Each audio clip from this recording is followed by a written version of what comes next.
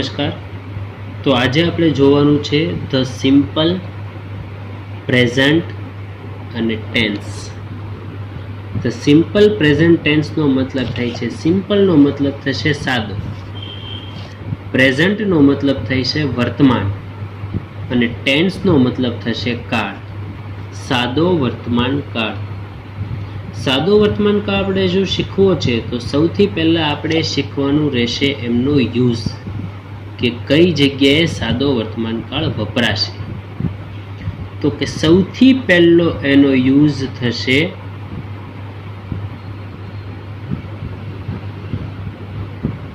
રોજિંદી ક્રિયાઓ દર્શાવવા માટે.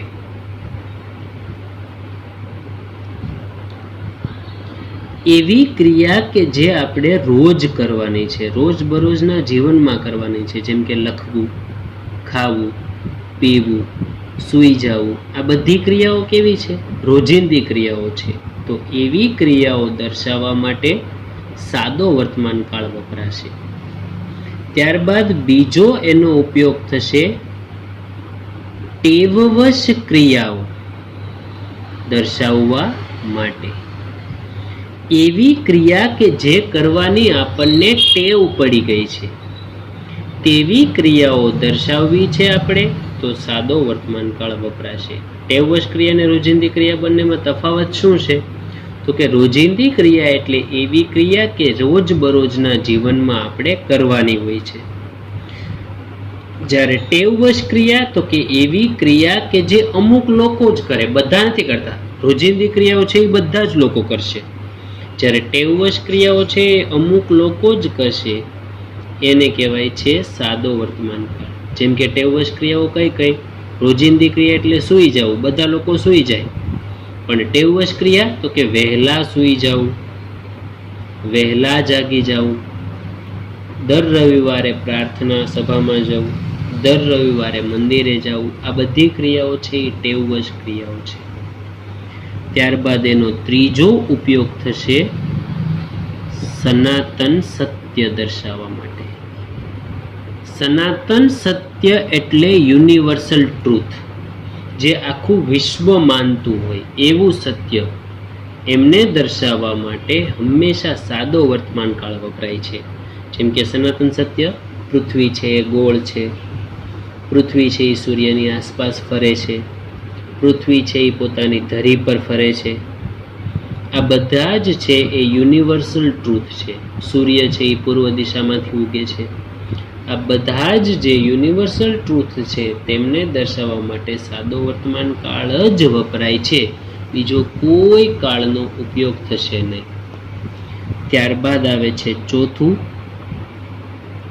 ગણિત વિજ્ઞાનના નિયમો. આપણે ગણિત અને વિજ્ઞાનના એવા નિયમો દર્શાવવા છે કે જે નિયમો છે એ ભૂતકાળમાં પણ સરખા હતા, વર્તમાનમાં પણ સરખા છે અને ભવિષ્યમાં પણ રહેવાના છે. જેમ કે ન્યૂટનનો નિયમ છે, ગુરુત્વાકર્ષણ બળનો નિયમ, એ જ્યારે ન્યૂટન જીવિત હતા ત્યારે પણ ન્યૂટનનો નિયમ લાગુ પડતો જ હતો. જ્યારે અત્યારે વર્તમાનમાં પણ એ ન્યૂટનનો નિયમ લાગુ પડે જ છે અને હવે ભવિષ્યની અંદર પણ એ ન્યૂટનનો નિયમ લાગુ પડવાનો જ છે. તો એ ગણિત વિજ્ઞાનના નિયમો છે એ દર્શાવવા માટે સાદો વર્તમાન કાળ જ વપરાય છે. અને પાંચમું આવે છે કહેવતો.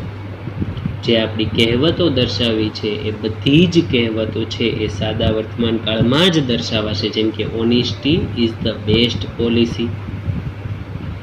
તો આપણે જોયું કે સાદા વર્તમાન કાળમાં કેવા પ્રકારના વાક્યો દર્શાવવા છે તો સાદો વર્તમાન કાળ વપરાશે. તો આ 5 પ્રકારના વાક્ય છે એ જ વાક્ય દર્શાવવા માટે સાદો વર્તમાન કાળ વપરાય.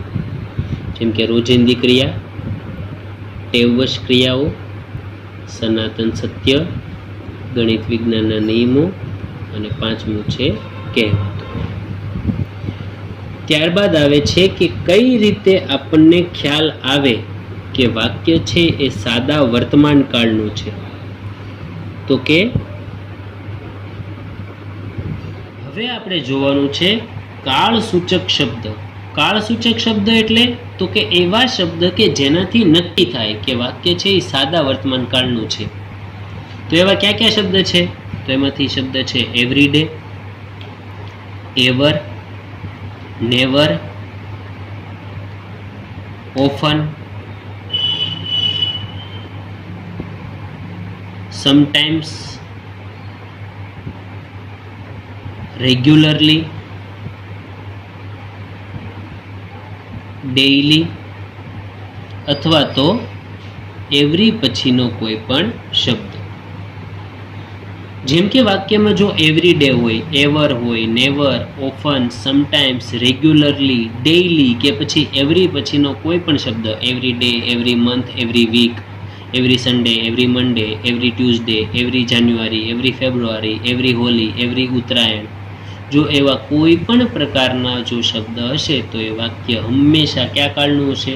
સાદા વર્તમાન કાળ. તો એવી રીતે નક્કી થશે સાદો વર્તમાન. હવે આપણે જોવાના છે સાદા વર્તમાન કાળમાં વાક્યો. તો સાદા વર્તમાન કાળમાં બે પ્રકારના વાક્ય હોય છે. કયા બે પ્રકારના? તો કે પહેલો પ્રકાર વર્બલ વાક્ય. વર્બલ એટલે ક્રિયાપદ વાળા વાક્ય. અને બીજો પ્રકાર છે નોન વર્બલ વાક્ય. વર્બલ એટલે ક્રિયાપદ વાળા અને નોન વર્બલ જો નકાર આવી ગયું છે તો ક્રિયાપદ વગરના. હવે તમને પ્રશ્ન એમ થશે કે વર્બલ અને નોન વર્બલ વાક્ય એટલે શું? તો કે સૌથી પહેલા આપણે જોઈએ વર્બલ વાક્ય. તો કે જે વાક્યમાં કોઈ પણ પ્રકારની ક્રિયા થતી હોય, જે વાક્યમાં કોઈ પણ પ્રકારની ક્રિયા થતી હોય તેવા ક્રિયાપદ વાળા વાક્યને વર્બલ વાક્ય કહેવાય. જેમ કે ફોર એક્ઝામ્પલ ઉદાહરણ આપ્યું છે, વિશાલ અંગ્રેજી બોલે છે. આમાં ક્રિયા થાય છે કોઈ? તો કે હા. કઈ ક્રિયા થાય છે? બોલવાની. તો એ વાક્ય કેવું છે? વર્બલ એટલે કે ક્રિયાપદ વાળું. ધર્મેશ સાયકલ ચલાવે છે. આમાં ક્રિયા થાય છે? તો કે હા ક્રિયા થાય છે. કઈ ક્રિયા થાય છે? ચલાવવાની, ડ્રાઈવ કરવાની. તો એ છે વર્બલ વાક્ય, ક્રિયાપદ વાળા વાક્ય. જેમાં કોઈ પણ પ્રકારની ક્રિયા થતી હોય તેમને ક્રિયાપદ વાળા વાક્ય કહેવાય. મહેશ ખાય છે. ક્રિયા થાય છે? તો કે હા ખાવાની ક્રિયા થાય છે. તો એને વર્બલ વાક્ય કહેવાય છે. અને બીજો પ્રકાર હતો નોન વર્બલ વાક્ય. નોન વર્બલ વાક્ય એટલે? તો કે વર્બલ એટલે જેમાં ક્રિયા થતી હોય. તો નોન વર્બલ જે વાક્યમાં કોઈ પણ પ્રકારની ક્રિયા થતી ન હોય તેવા વાક્યને નોન વર્બલ વાક્ય કહેવાય. જેમ કે એક્ઝામ્પલ, સંગીતા શિક્ષિકા છે. એ શિક્ષક છે, એમાં કોઈ પણ પ્રકારની ક્રિયા થતી નથી, આ માત્ર માહિતી છે. તો એ છે નોન વર્બલ વાક્ય. વૈભવ ખેડૂત છે, એમાં કોઈ પણ પ્રકારની ક્રિયા નથી થતી, તો એને કહેવાય છે નોન વર્બલ વાક્ય. આપણે જોયું વર્બલ વાક્ય એટલે ક્રિયા થતી હોય તેવા વાક્યને વર્બલ કહેવાય, ક્રિયા ન થતી હોય તેવા વાક્યને નોન વર્બલ વાક્ય કહેવાય છે. હવે આપણે જે શીખ્યા છીએ આપણે એમને કોષ્ટકના સ્વરૂપમાં જોઈએ. તો કે ધ સિમ્પલ પ્રેઝન્ટ ટેન્સ, સાદો વર્તમાન કાળ. કેટલા પ્રકારના વાક્ય હોય? બે. કયા બે પ્રકારના? પહેલો પ્રકાર નોન વર્બલ, બીજો પ્રકાર વર્બલ. નોન વર્બલ એટલે ક્રિયા ન થતી હોય તેવા વાક્ય અને વર્બલ એટલે ક્રિયા થતી હોય તેવા વાક્ય. તો સૌથી પહેલા આપણે જોઈએ કે જો વાક્ય નોન વર્બલ હોય ત્યારે શું કરવાનું. તો કે જ્યારે વાક્ય નોન વર્બલ વાક્ય હશે એટલે કે એમાં ક્રિયાપદ હશે નહીં. જેમાં ક્રિયા ન થતી હોય એમાં ક્રિયાપદ નહીં હોય. ક્રિયાપદ એટલે ક્રિયા દર્શાવતો શબ્દ. જેમ કે રમવું એ ક્રિયાપદ છે, ખાવું એ ક્રિયાપદ છે. નોન વર્બલ વાક્યમાં કોઈ ક્રિયા થતી હશે નહીં, જેથી કરીને એને નોન વર્બલ વાક્ય કહેવાય. એટલે એમાં ક્રિયાપદ હશે નહીં. તો એવા વાક્યને આપણે સાદા વર્તમાન કાળનું કઈ રીતે બનાવવું? તો કે ક્રિયા થતી નથી તો આપણે વર્તમાનનું કેવી રીતે બનાવી શકશું? તો કે વર્તમાનના ટુ બીના રૂપનો ઉપયોગ કરીને. અને વર્તમાન કાળના ટુ બીના રૂપ છે am, is, are. Am is are જો આપણે લગાવી દઈએ તો વાક્ય છે એ વર્તમાન કાળનું બની જાય. તો નોન વર્બલ વાક્ય હોય તો એમાં શું થશે? ટુ બીના રૂપ લાગશે. અને કયા ટુ બીના રૂપ છે? Am, is, R. તો ચાલો આપણે હવે નોન વર્બલ વાક્યની વાક્ય રચના જોઈએ અને એમના એક્ઝામ્પલ જોઈએ. તો સૌથી પહેલા આવે છે વાક્ય રચના એમની. હકાર વાક્યની વાક્ય રચના. પહેલા આવે કર્તા. કર્તા એટલે કોઈ પણ નામ અથવા સર્વનામ. ત્યાર પછી વાક્યમાં કોઈ ક્રિયા થતી નથી એટલે વાક્યમાં ટુ બીનું રૂપ એમ ઇઝ આર લગાવી દેવાનું, એટલે એમ ઇઝ આર પ્લસ અન્ય શબ્દ. હવે તમને પ્રશ્ન થશે કે વાક્ય તો એક જ છે અને ટુ બીના રૂપ 3 છે, એમ ઇઝ આર, તો ક્યારે એમ લગાડવું, ક્યારે ઇઝ લગાડવું ને ક્યારે આર લગાડવું. એના માટેના નિયમો આપેલા છે આપણને આ બાજુ. આ છે આપણા એમ ઇઝ આરના નિયમો. કોની સાથે એમ લાગે, કોની સાથે ઇઝ અને કોની સાથે આર. એફપી એટલે ફર્સ્ટ પર્સન પહેલો પુરુષ, એસપી એટલે સેકન્ડ પર્સન બીજો પુરુષ, ટીપી એટલે થર્ડ પર્સન ત્રીજો પુરુષ, સિંગ્યુલર એટલે એક વચન, પ્લુરલ એટલે બહુવચન. આઈ સાથે હંમેશા એમ લાગે. વી સાથે હંમેશા આર લાગશે. જો ઇઝ અને એમ લગાડો તો ખોટું પડશે. યુ સાથે પણ આર, યુ સાથે પણ આર. હી શી ઇટ સાથે ઇઝ લાગશે, ધે સાથે આર. ઘણી વખત તમને નામ આપ્યા હશે, જો એક જ નામ હોય અથવા તો એક વચન હોય ત્યારે ઇઝ લાગશે અને બે કે તેથી વધુ નામ હોય બહુવચન હોય તો આર લાગશે. તો આ થયા એમ ઇઝ આરના નિયમો. હવે આપણે જોઈએ એક્ઝામ્પલ. તો એક્ઝામ્પલમાં શું, તો કે દેવાંગ ખાલી જગ્યા અ ક્રિકેટર. હવામાં વિચારો કોઈ પણ પ્રકારની ક્રિયા થાય છે, કાંઈ ક્રિયા થતી નથી એટલે વાક્ય કેવું છે, નોન વર્બલ. અને નોન વર્બલમાં શું કરી દેવાનું, એમ ઇઝ આર લગાવી દેવાનું. તો નક્કી કરવા માટે પહેલો શબ્દ જુઓ શું છે, દેવાંગ. દેવાંગ એટલે કોઈ પણ નામ. કેટલા નામ છે, એક જ નામ હોય તો is. Devang is a cricketer, Devang cricketer છે. વી ખાલી જગ્યા ફાર્મર્સ. વિચારો કોઈ ક્રિયા થાય છે, કોઈ ક્રિયા થતી નથી. જો કોઈ ક્રિયા થતી ન હોય ત્યારે શું કરી દેવાનું, એમ ઇઝ આર લગાવી દેવાનું. તો એમ ઇઝ આર લગાવવા માટેના નિયમો અહીંયા શું આપેલું છે, વી. અને વી સાથે શું લાગે, તો આપણે કોષ્ટકમાં હમણાં જોયું કે વી સાથે આર લાગે. તો જ્યારે નોન વર્બલ વાક્ય આપ્યું હોય ત્યારે આવી રીતે ખાલી જગ્યા પૂરી કરવાની. આવડી ગયું છે? જો કઈ રીતે, તો કે સૌથી પહેલા શું કરી દેવાનું, એમ ઇઝ આર, એમાંથી કોઈ પણ એક શબ્દ લગાવી દેવાનો એટલે વાક્ય છે એ પૂરાઈ જશે. જેમ કે એમ ઇઝ આર કઈ રીતે લગાડવાનું, તો એના માટેના આપણે નિયમો જોઈએ. હવે આપણને પ્રશ્ન થશે એમનું પ્રશ્નાર્થ વાક્ય કઈ રીતે બનાવવું. તો કે પ્રશ્નાર્થ વાક્ય બનાવવા માટે ટુ બીના રૂપને આગળ લખી નાખવાનું એટલે વાક્ય પ્રશ્નાર્થ બની જાય. હવે આમાં વાક્ય રચનામાં જુઓ કે આમાં ટુ બીના રૂપ ક્યાં છે, એમ ઇઝ આર છે, તો એમ ઇઝ આરને આગળ લખી નાખવાના. એમ હોય તો એમને આગળ લખવાનું, ઇઝ હોય તો ઇઝને લખવાનું અથવા તો આર હોય તો આર. એમ ઇઝ આરને આગળ લખી લીધા પછી પહેલા કર્તા લખવાના, અન્ય શબ્દ લખવાનું અને પ્રશ્નાર્થ ચિહ્ન કરવાનું એટલે વાક્ય બની જશે પ્રશ્નાર્થ. હવે વાક્ય જુઓ, આમાં એમ ઇઝ આરમાંથી શું આપેલું છે, ઇઝ આપેલું છે, તો ઇઝને આગળ લઈ લો તમે. ઇઝ કર્તા કોણ છે, દેવાંગ અ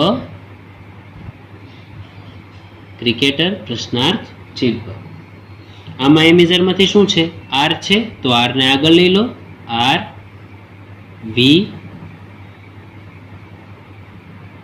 ફાર્મર્સ પ્રશ્નાર્થ ચિહ્ન બની ગયું. અને હવે આવે છે નકાર વાક્ય. નકાર વાક્ય કઈ રીતે બનાવવાનું, તો કે એમ ઇઝ આર પછી નોટ લગાવી દો તો વાક્ય બની જાય છે નકાર. જેમ કે સૌથી પહેલા કરતા કોઈ પણ નામ અથવા સર્વનામ, ત્યારબાદ એમ ઇઝ અથવા તો આર, કારણ કે વાક્ય કેવું છે, નોન વર્બલ. અને એમ ઇઝ આર લખ્યા પછી લગાવી દેવાનું છે તમારે નોટ. જો નોટ શબ્દ લગાવી દો એટલે વાક્ય નકાર બની જાય, અન્ય શબ્દ. જો શરૂઆત કરીએ, સૌથી પહેલા કરતા કોણ છે, દેવાંગ. દેવાંગ સાથે એમ ઇઝ આર માંથી શું લાગશે, ઇઝ. ઇઝ પછી શું લગાડી દેવાનું, not a cricketer. Devang cricketer નથી. અહીંયા જોઈએ, સૌથી પહેલા શું છે, વી. વી સાથે એમ ઇઝ આર માંથી આર, ત્યાર પછી એમ ઇઝ આર પછી નોટ, કારણ કે કેવું વાક્ય બનાવવાનું છે, નકાર. Not a cricketer. આ થયા આપણા નોન વર્બલ વાક્ય. હવે આપણે જોવાનું છે વર્બલ વાક્ય હોય તો આપણે જોયું કે સાદો વર્તમાન કાળ હોય અને એમાં નોન વર્બલ વાક્ય હોય ત્યારે શું કરવાનું, તો કે ત્યારે શું કરવાનું, તો વર્તમાન કાળના ટુ બીના રૂપ એમ ઇઝ આર લગાવી દેવાનું એટલે વાક્ય નોન વર્બલનું બની જશે અને સાદા વર્તમાનમાં ફેરવાઈ જશે. પરંતુ પરીક્ષામાં સૌથી વધારે મોટે ભાગે આપણને પૂછાશે વાક્ય વર્બલ વાળું. કે જેમાં વર્બલ એટલે કે ક્રિયાપદવાળા વાક્ય હોય ત્યારે શું કરવાનું? તો કે જ્યારે વર્બલ વાક્ય હોય ત્યારે બે પ્રકારના ફેરફાર થશે. કયા બે પ્રકારના? તો કે પહેલો ફેરફાર થશે, જે ક્રિયાપદ તમને આપેલું છે એ ક્રિયાપદની પાછળ એસ અથવા તો એસ લગાવવાનું. જે ક્રિયાપદ આપેલું હોય, જેમ કે જવું, ગો આપેલું હોય તો ગોની પાછળ એસ અથવા તો એસ લગાડવાનું. અથવા તો બીજું મતલબ થશે ક્રિયાપદનું મૂળ રૂપ. એને આપણે અંગ્રેજીની ભાષામાં V1 કહેવાશે, વર્બ 1. તો વાક્ય જ્યારે વર્બલ હોય ત્યારે બે પ્રકારના ફેરફાર થાય. પહેલો ફેરફાર થાય ક્રિયાપદનું SKES વાળું રૂપ, અને બીજા પ્રકારનો ફેરફાર થાય છે ક્રિયાપદનું મૂળ રૂપ. હવે ખાલી જગ્યા એક જ હશે અને એની અંદર તમને ક્રિયાપદનું મૂળ રૂપ અથવા તો ક્રિયાપદનું SKES વાળું રૂપ લખવાનું રહેશે. તો ખબર કેમ પડે કે તમારે મૂળ રૂપ લખવું કે SKES? તો ત્યારે તમારે વાક્યનો કર્તા જોવાનો, એટલે કે પહેલો શબ્દ. જો પહેલો શબ્દ હી આપેલો હોય, શી આપેલું હોય, ઈટ આપેલું હોય, અથવા તો એક જ નામ આપેલું હોય, અથવા તો એક વચન આપેલું હોય, ત્યારે આપણે લખવાનું રહેશે ક્રિયાપદનું SKES વાળું રૂપ. અને ક્રિયાપદનું મૂળ રૂપ ક્યારે આવશે? તો કે જ્યારે વાક્યમાં આઈ હોય, વી હોય, યુ હોય, ધે હોય, બે કે તેથી વધુ નામ હોય, અથવા તો બહુવચન હોય, ત્યારે આવશે ક્રિયાપદનું મૂળ. તો હવે આપણે જોઈએ વાક્ય રચના. આપણે ઉપરનું કોષ્ટક ખાસ યાદ રાખવાનું છે કે ઉપરના કોષ્ટકમાં કે વાક્ય વર્બલ હોય ત્યારે શું કરવાનું? તો કે બે વસ્તુ થાય, એક તો SKES અથવા તો મૂળ રૂપ. SKES ક્યારે લાગશે? હી, શી, ઇટ એક જ નામ અથવા તો એક વચન હોય ત્યારે SKES. અને મૂળ રૂપ ક્યારે લાગશે? આઈ, વી, યુ, ધે બે કે તેથી વધુ નામ અથવા તો બહુવચન હોય ત્યારે મૂળ રૂપ લાગશે. હવે જોઈએ આપણે એની વાક્ય રચના. વાક્ય રચના તો કે સૌથી પહેલા આવે કર્તા. કર્તા એટલે કોઈ પણ નામ અથવા સર્વનામ. ત્યારબાદ આવે ક્રિયાપદનું મૂળ રૂપ અથવા તો SKES વાળું રૂપ. હવે તમને પ્રશ્ન થશે કે મૂળ રૂપ ક્યારે લગાડવાનું, SKES? તો આપણે જોઈ લીધું. મૂળ રૂપ ક્યારે આવે? આઈ, વી, યુ, ધે બે કે તેથી વધુ નામ, બહુવચન તો મૂળ રૂપ. SKES ત્યારે આવશે હી, શી, ઇટ એક જ નામ, એક વચન તો SKES. ત્યારબાદ કર્મ, અન્ય શબ્દ. હવે તમને પ્રશ્ન થશે કે તમારે એસ લગાડવું કે ES લગાડવું? તો એના માટે આવે છે SKES ના નિયમો. જે SKES ના નિયમો આ પ્રમાણે રહેશે કે ક્યારે એસ લગાડવું અને ક્યારે ES. તો કે જ્યારે કોઈ ક્રિયાપદના અંતે S, SS, SH, CH, X કે O આવા કોઈ ક્રિયાપદ હોય, જો કોઈ ક્રિયાપદ અંતે S, SS, SH, CH, X કે O જો આવા કોઈ ક્રિયાપદ હોય તો તેમની પાછળ ES લગાવવામાં આવે છે. જેમ કે ગો, છેલ્લે શું છે? O છે, તો એમની પાછળ ES લગાવવામાં આવે. હજી એક એક્ઝામ્પલ લખું. રીચ એટલે પહોંચવું, છેલ્લે શું છે? CH, તો નિયમ નંબર એમ કહે છે કે જો CH હોય તો એમની પાછળ શું લગાડી દેવું? ES લગાડી દેવું.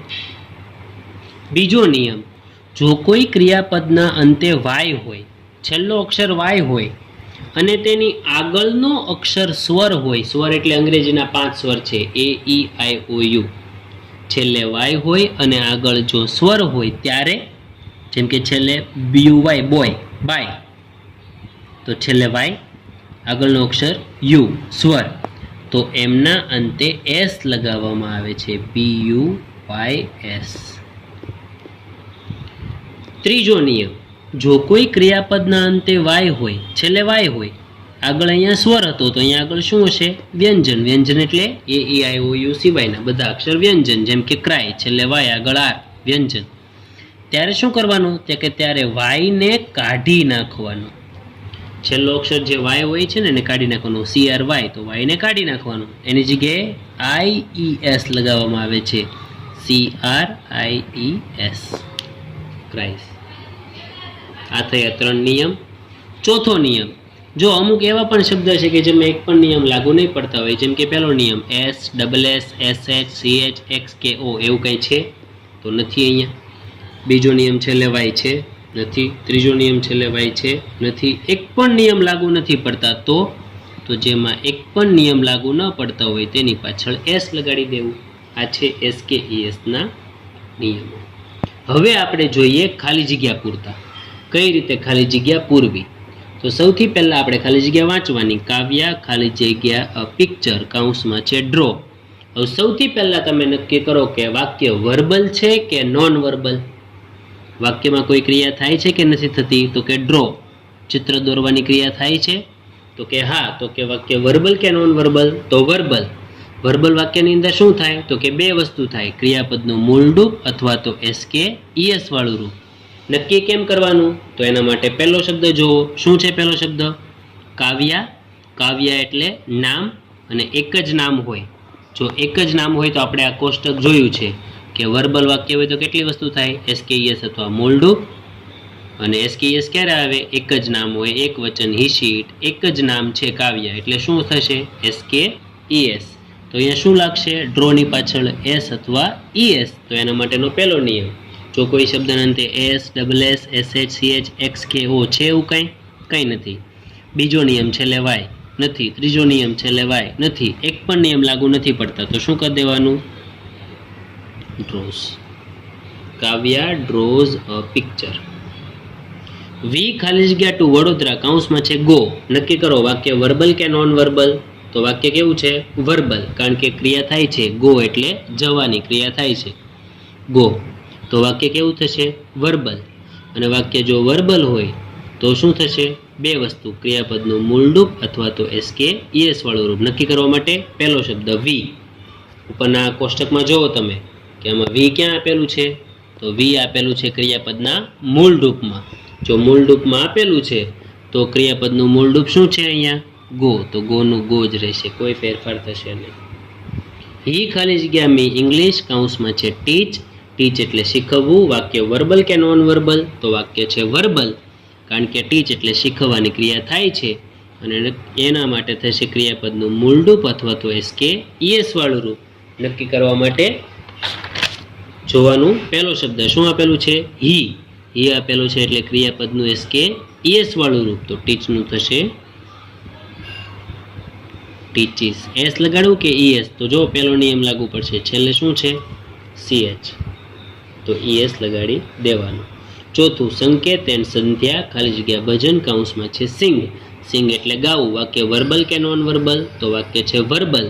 વર્બલ વાક્ય હોય તો બે વસ્તુ, મૂળ રૂપ અથવા એસકે ઈએસ. નક્કી કરવા માટે એનો કરતા સંકેત એન્ડ સંધ્યા નામ આપેલા છે. કેટલા નામ છે? બે. બે નામ હોય તો મૂળ રૂપ. તો શું થશે? સિંગનું સિંગ. તો મિત્રો આવી રીતે આપણે ખાલી જગ્યા પૂરવાની રહેશે. સૌથી પહેલાં શું નક્કી કરવાનું? વાક્ય વર્બલ છે કે નોન વર્બલ.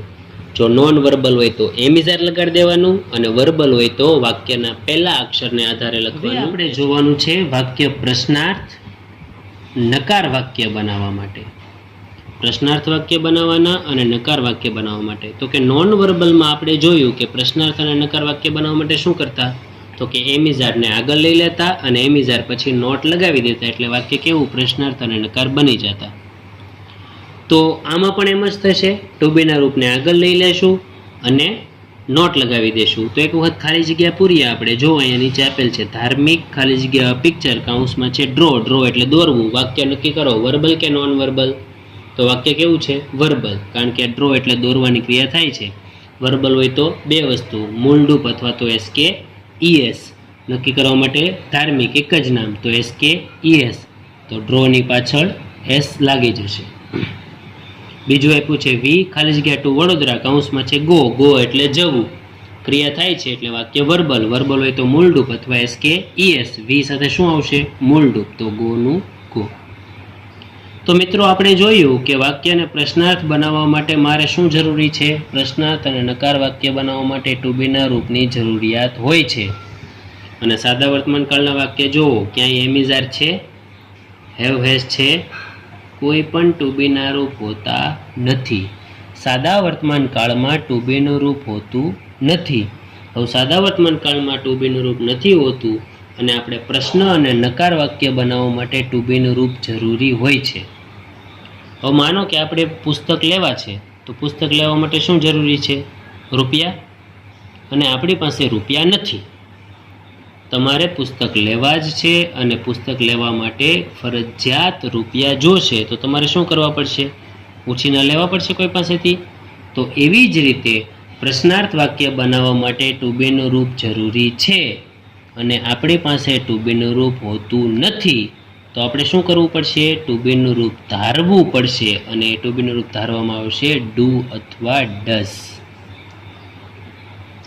હવે આપણે ડુ લખવું કે ડઝ લખવું એ આપણને પ્રશ્ન થશે, કારણ કે વાક્ય તો એક જ છે અને ટુ બીના રૂપ બે છે આપણી પાસે, ડુ અને ડઝ. તો ક્યારે ડુ લખવું ને ક્યારે ડઝ લખવું? તો ડુ અને ડઝના નિયમો આવે છે. તો સૌથી પહેલાં તમે ખાલી એક વસ્તુ જોઈ લો કે અહીંયા આપણે ખાલી જગ્યામાં શું કરતા? ગો લખવા અથવા તો ગોઝ લખતા. શબ્દ કેટલા છે? તો કે શબ્દ તો એક જ છે. ક્યાં છે? આ મૂળ રૂપ છે અને આ એસકે ઈએસ વાળું રૂપ છે. સેમ એવી રીતે ડુ અને ડઝ એ બે શબ્દ નથી, એક જ શબ્દ છે. ડુ એ મૂળ રૂપ છે અને ડઝ એ એસકે ઈએસ વાળું રૂપ છે. તો હવે તમને ખ્યાલ આવી જશે કે ડઝ ક્યારે આવે અને ડુ ક્યારે આવે. તો કે જ્યારે વાક્યમાં એસકે ઈએસ વાળું રૂપ હોય, હી શી ઇટ હોય, એક જ નામ હોય, એક વચન હોય, ત્યારે આવશે ડઝ. અને જ્યારે ક્રિયાપદનું મૂળ રૂપ હોય, આઈવી યુ ધે હોય, બે કે તેથી વધુ નામ હોય, બહુવચન હોય, ત્યારે આવશે ડુ. ડુ અને ડઝ એવી રીતે લાગશે. તો જોઈએ હવે વાક્ય રચના. તો કે પ્રશ્નાર્થની વાક્ય રચના શું થશે? તો કે સૌથી પહેલાં લખવાનું ડુ અથવા ડઝ. નક્કી કેમ કરવાનું? વાક્યમાં કર્તા પ્રમાણે. ત્યાર પછી આવે કર્તા. કર્તા એટલે કોઈ પણ નામ અથવા સર્વનામ. પછી આવે ક્રિયાપદ. પહેલામાં કેવું રૂપ આવતું? ક્રિયાપદનું મૂળ રૂપ અથવા એસકે ઈએસ વાળું રૂપ. અહીંયા ફરજિયાત ક્રિયાપદનું મૂળ રૂપ આવશે. શા માટે એવું? તો જો અહીંયા વાક્ય એક વખત જોવો. આખા વાક્યમાં એસકે ઈએસ કે મૂળ રૂપ કેટલી વખત લગાવ્યું છે આપણે? એક જ વખત. આ આખા વાક્યમાં મૂળ રૂપ કે એસકે ઈએસ લગાડ્યું? તો કે મૂળ રૂપ લગાડ્યું. કેટલી વખત? એક વખત. જો એક વખત ક્રિયાપદનું મૂળ રૂપ કે એસકે ઈએસ લગાવીએ તો વાક્ય સાદા વર્તમાનકાળનું બની જતું હોય, તો બીજી વાર લગાવવાની જરૂર હોતી નથી. તો આપણે અહીંયા જુઓ, ડઝમાં એસકે ઈએસ એક વખત લગાવી દીધું છે. તો એક વખત લગાવવું તો બીજી વખત લગાવવાની જરૂર હોતી નથી. એટલે ફરજિયાત હંમેશા યાદ રાખજો કે પ્રશ્નાર્થ અને નકાર વાક્યમાં ક્રિયાપદનું હંમેશા મૂળ રૂપ જ આવશે. ક્રિયાપદનું મૂળ રૂપ, કર્મ, અન્ય, શબ્દ. જો હું પ્રશ્નાર્થ વાક્ય બનાવું છું, સૌથી પહેલા ડુ કે ડઝ નક્કી કરવા માટે પહેલો શબ્દ જોવો શું છે? ધાર્મિક. ધાર્મિક એટલે એક જ નામ. અને અહીંયા આપણે જોયું કે એક જ નામ હોય તો ડુ કે ડઝ? તો શું છે? ડઝ. તો અહીંયા શું લખી દેવાનું આપણે? ડઝ. ત્યારબાદ કર્તા. કર્તા કોણ છે? ધાર્મિક. ધાર્મિક. ક્રિયાપદનું મૂળ રૂપ ડ્રોઝ. બરોબર? એસકેઈએસ વાળું રૂપ છે. અહીંયા એસકેઈએસ વાળું રૂપ એક વખત લખી નાખ્યું તો બીજી વાર લખવાની જરૂર છે નથી. તો ક્રિયાપદનું મૂળ રૂપ ડ્રો. A picture. પ્રશ્નાર્થ ચિહ્ન અહીંયા બનાવીએ. We go to Vadodara. સૌથી પહેલા ડુ અથવા ડઝ નક્કી કરવા માટે સૌથી પહેલા વી. વી સાથે શું આવે? તો ડુ. ત્યારબાદ કર્તા. કર્તા કોણ છે? વી. ક્રિયાપદનું મૂળ રૂપ. તો અહીંયા મૂળ રૂપ જ છે તો ગોનું ગો. ટુ વડોદરા. પ્રશ્નાર્થ ચિહ્ન. આ થયું આપણું પ્રશ્ન વાક્ય. અને નકાર વાક્ય. તો કે નકાર વાક્ય માટે ટુ બીના રૂપ પછી નોટ. તો અહીંયા ટુ બીનું રૂપ હોતું નથી તો પ્રશ્ન માટે શું ધારતા? ડુ અથવા ડઝ. તો નકાર માટે પણ ડુ અથવા ડઝ જ આવશે. સૌથી પહેલાં લખી દેવાનું કર્તા, ત્યાર પછી ડુ અથવા ડઝ, પછી આવશે નોટ, પછી આવશે ક્રિયાપદનું મૂળ રૂપ. કારણ કે એસકેએસ એક વખત લખી નાખ્યું એટલે બીજી વાર લખવાની જરૂર નથી. કર્મ, અન્ય, શબ્દ. જોઈએ સૌથી પહેલા કર્તા. કર્તા કોણ છે? ધાર્મિક. ધાર્મિક સાથે ડુ કે ડઝ? તો કે એક જ નામ છે. એક જ નામ હોય તો ડઝ. ત્યાર પછી આવશે નોટ. તો નોટ લખી દીધું. ક્રિયાપદનું મૂળ રૂપ. મૂળ રૂપ શું થશે? ડ્રો. A picture. બીજું વાક્ય જોઈએ. સૌથી પહેલા આપ્યું વી. તો વી. વી સાથે ડુ કે ડઝ? તો ડુ. ત્યાર પછી નોટ. ક્રિયાપદનું મૂળ રૂપ. મૂળ રૂપ શું થશે? ગો. ટુ વડોદરા. તો મિત્રો આ થશે આપણું પ્રશ્નાર્થ અને નકાર વાક્ય બનાવવા માટેના નિયમ. ફરી પાછું એક વખત જોઈ લઈએ. પ્રશ્નાર્થ અને નકાર વાક્ય બનાવવા માટેના નિયમો. તો કે પ્રશ્નાર્થ અને નકાર વાક્ય બનાવવા માટે ટુ બીનું રૂપ જરૂરી છે. સાદા વર્તમાન કાળમાં ટુ બીનું રૂપ હોતું નથી, એટલે આપણે ટુ બીનું રૂપ ધારવામાં આવે છે ડુ અથવા ડઝ. ડુ ક્યારે લાગે અને ડઝ ક્યારે લાગે? ડુ ક્યારે લાગે? મૂળ રૂપ હોય ત્યારે ડુ લાગે. SKES વાળું રૂપ હોય ત્યારે ડઝ લાગે.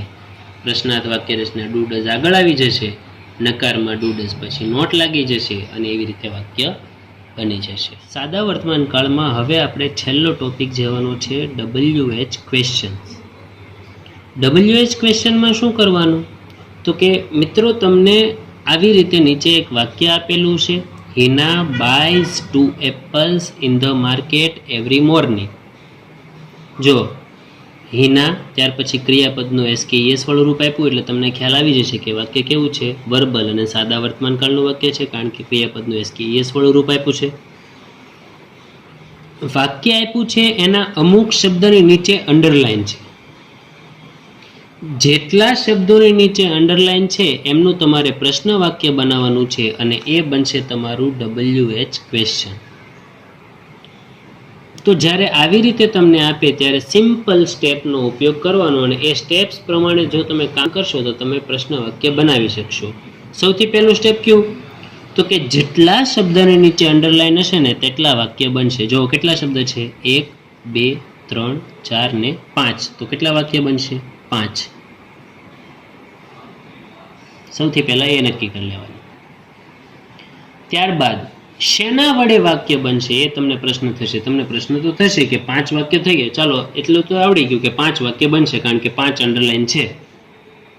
પણ શેના વડે બનશે? તો એના માટે તમારે નાનું એવું કોષ્ટક યાદ રાખવાનું છે કે જો કોઈ પણ નામ અથવા તો સર્વનામની નીચે અંડરલાઈન હોય, નામ અથવા સર્વનામ. સર્વનામ એટલે I, we, you, they, he, she, it. જો કોઈ પણ નામ અથવા તો સર્વનામની નીચે અંડરલાઈન હશે તો વાક્ય વુ વડે બનશે. જો સમય દર્શકની નીચે અંડરલાઈન હશે, સમય એટલે 4 વાગ્યે, 5 વાગ્યે, 6 વાગ્યે, હોળી ઉપર, દિવાળી ઉપર, ધૂળેટી ઉપર, સવારે, બપોરે, સાંજે, આ બધા કે સમય કહેવાય. જો કોઈ સમયની નીચે અંડરલાઈન હશે તો વાક્ય વેન વડે બનશે.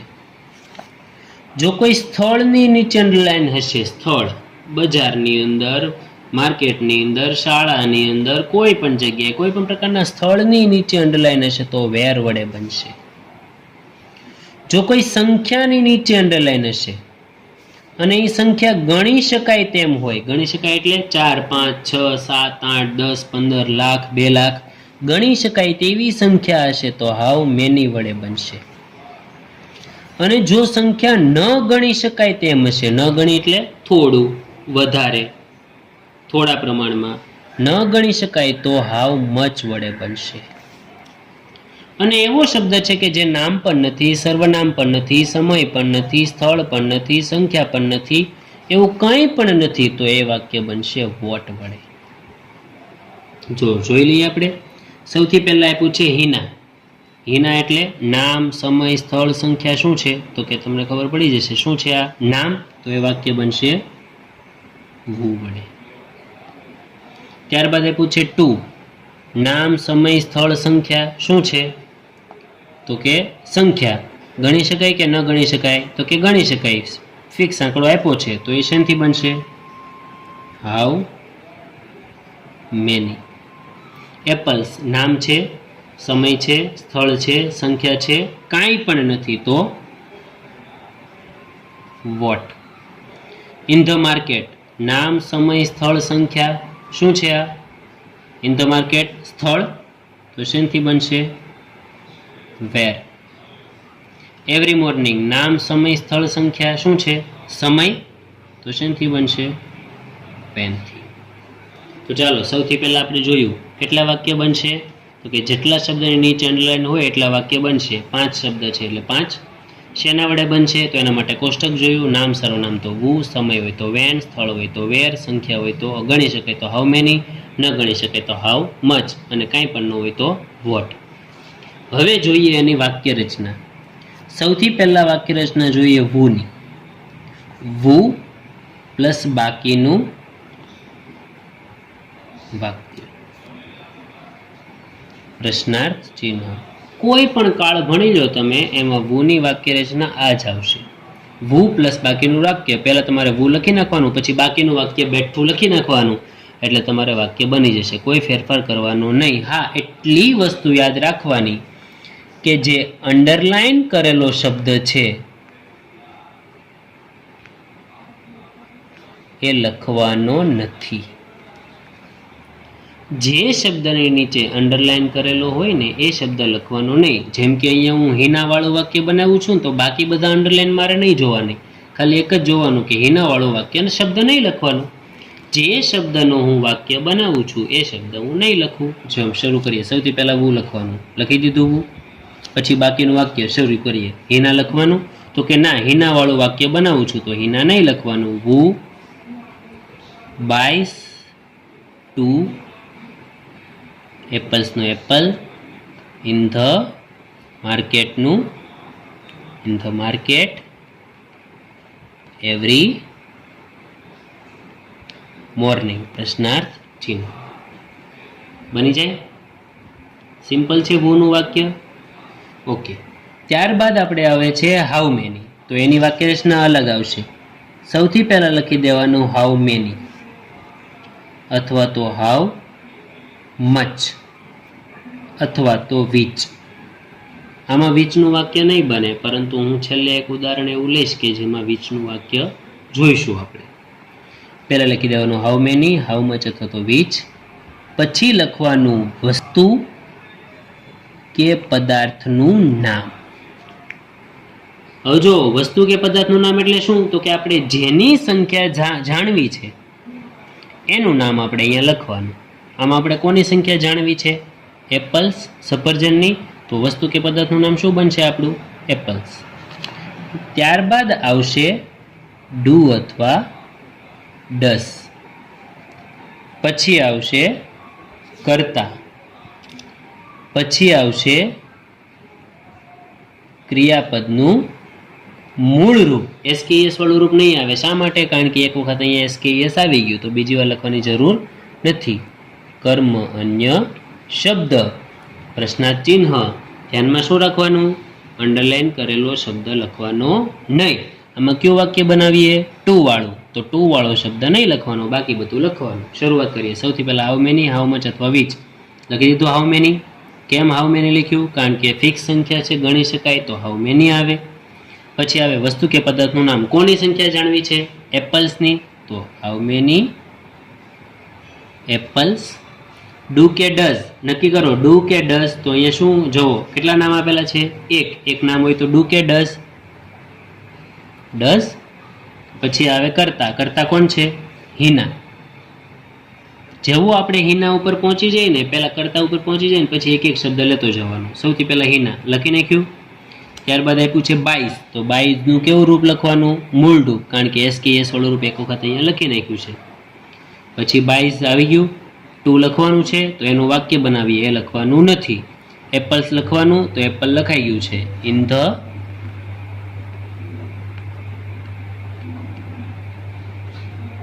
Every morning. એ તમારે આખું લખવાનું છે, અધૂરું લખવાનું નથી. મારા એ જગ્યાનો અભાવ હતો એટલે મેં અધૂરું લખ્યું છે. ક્લિયર? આ થયું હાઉ મેની કે હાઉ મચ અથવા તો વિચની વાક્ય રચના. હવે જોઈએ વોટ, વેર અને વેન. તો સૌથી પહેલા લખી દેવાનું તમારે વોટ અથવા તો વેર લખી દેવાનું અથવા તો વેન લખી દેવાનું. ત્રણેયની વાક્ય રચના સરખી જ થશે. ત્યારબાદ લખવાનું ડુ અથવા ડસ. પછી આવે કરતા. પછી આવે ક્રિયાપદનું મૂળ રૂપ. એસકેએસ નહીં આવે કારણ કે એસકેએસ અહીંયા એક વખત આવી ગયું છે. પછી આવે કર્મ અન્ય શબ્દ. પ્રશ્નાર્થ ચિહ્ન. સૌથી પહેલા લખવાનું વોટ. સૌથી પહેલા આપણે લખવાનું છે વોટ, તો લખી નાખ્યું વોટ. ત્યાર પછી ડુ કે ડઝ નક્કી કરો. અહીંયા શું આપેલું છે? હિના. એટલે એક જ નામ, તો શું આવશે? ડઝ. કરતા કોણ? હિના. તો શરૂ કરીએ. સૌથી પહેલા લખવાનું હિના. લખાઈ ગયું. 22. 22 નું મૂળ રૂપ શું થશે? બાય, કારણ કે SKS અહીં એક વખત આવી ગયું. વાક્ય શેનું બનાવીએ આપણે? એપલનું બનાવીએ તો ટુ લખવાનું ને. તો જો હું તમને એક પ્રશ્ન પૂછું. માનો કે તમારા મમ્મી છે એ બજારમાં ગયા છે અને તમને ખબર છે કે તમારા મમ્મી છે એ બજારમાંથી સફરજન લાવવાના છે. તો જ્યારે ઘરે આવે ત્યારે તમે પ્રશ્ન શું પૂછો? મમ્મી કેટલા સફરજન લાવ્યા? એમ પૂછો ને તમે. તો એટલા માટે આપણે ટુનું વાક્ય બનાવતા હતા ત્યારે એપલ લખ્યું, કારણ કે આપણને વસ્તુ ખબર છે. પણ તમારા મમ્મી બજાર ગયા છે ને તમને ખબર જ નથી તમારા માટે સફરજન લાવવાના છે, તો તમે એમ પૂછશો કે મમ્મી તમે 5 શું લાવ્યા? તમે 4 શું લાવ્યા? તો કે ના. જો આપણને વસ્તુ ખબર નથી તો સંખ્યા ખબર નથી જ પડવાની. જો આપણને વસ્તુ નથી ખબર તો સંખ્યા નથી ખબર હોવાની. તો આપણે વસ્તુનું નામ નથી લખતા તો સંખ્યાનું નામ પણ નહીં લખીએ. આ હંમેશા વોટમાં યાદ રાખજો.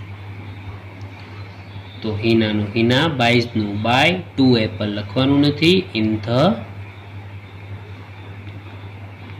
માર્કેટ એવરી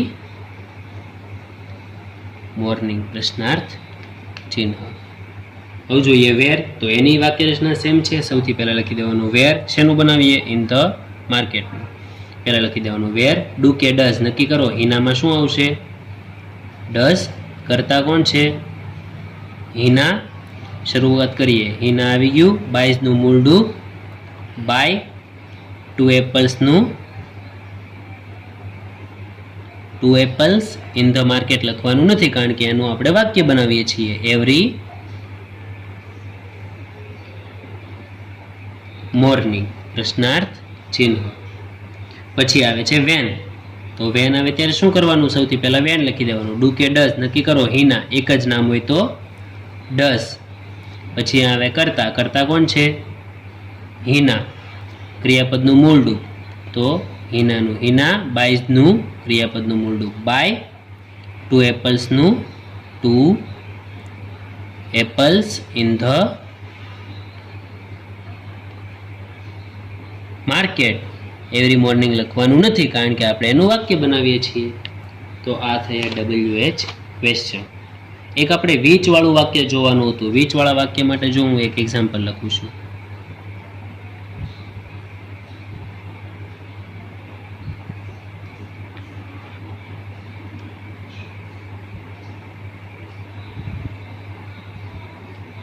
જો આઈ લાઈક રેડ શર્ટ.